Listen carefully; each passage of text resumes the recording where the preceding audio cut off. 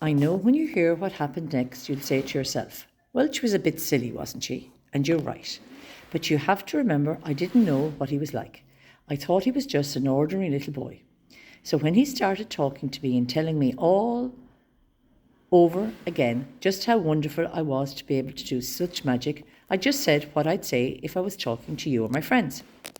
I pointed at my spellbook, smiled and said, but it's not really me, little prince, it's the books. All the magic is in the books. Anyone could do what I do if they looked in the right books. Tiddles pulled his paws over his eyes and groaned the strangest groan I had ever heard. Really? Said the Yuckee Prince, looking at the bookshelves. All the magic's in there, really? I just nodded and opened the door to the garden. Now, why don't you come and help me in the garden? He looked at the bookcase and then back at me. If you don't mind, I'd stay over here and rest for a moment or two. Well, I was rather looking forward to teaching you about the garden, I said. He sighed and took another quick glance at the books. Tell me, he said seriously, have you ever turned a fellow into a frog or anything nasty?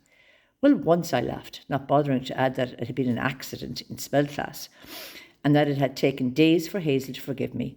But I'll tell you all about it outside. All right, he grumbled, if you say so. And he pushed himself out of the chair and followed me into the garden. Now, you probably know that we witches have a lot of spells that use animals and plants, and I don't mean all that eye of newt, toe of frog rubbish you read about in fairy stories or see in pantos.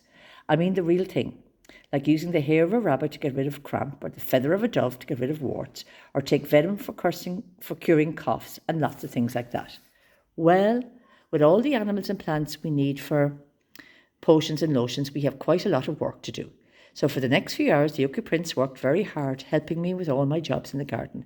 And I'll tell you something, for someone who was not used to gardening or minding animals, he wasn't that bad. He made a few mistakes, of course, but then they were the sort anyone could make. At least I thought they were. I mean, he didn't know that feeding the pigs hard nettles and thorns would have them running around in pain, trampling on all the plants, did he? And when I said feed the mice and the snakes, well, anyone would think I said feed the mice to the snakes, couldn't they? We did get them all back again, by the way. And you'll have to admit that take the old mat and sling it on the rail does actually sound a bit like take the old cat and swing it by the tail, doesn't it? No, there was no doubt about it. He did seem to be working hard, and there was just one thing that I found annoying. He wouldn't stop asking me about the spells, how the spells would work. Could I turn a boy into a pig? Could I make horns grow on someone's head? Could I make scabs and sores appear on someone's face? Could I make someone as small as an ant? Could I make someone float away like a balloon? Could I make beasts and giants appear? On and on and on and on he went.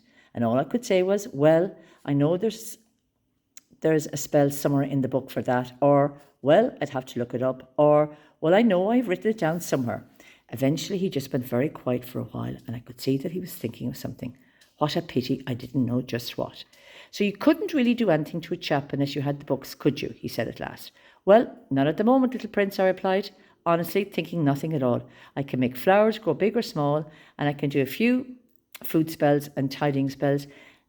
And you've seen the one I can make copies of myself appear, but as for the others, I'd be lost without my books. I see, he yawned, giving me a rather strange look. A few minutes later, he stopped working and wiped his hands. It must be long past lunchtime, he smiled. I'll go and make us something nice to eat. But wouldn't you like to help me clean out the other pig pen?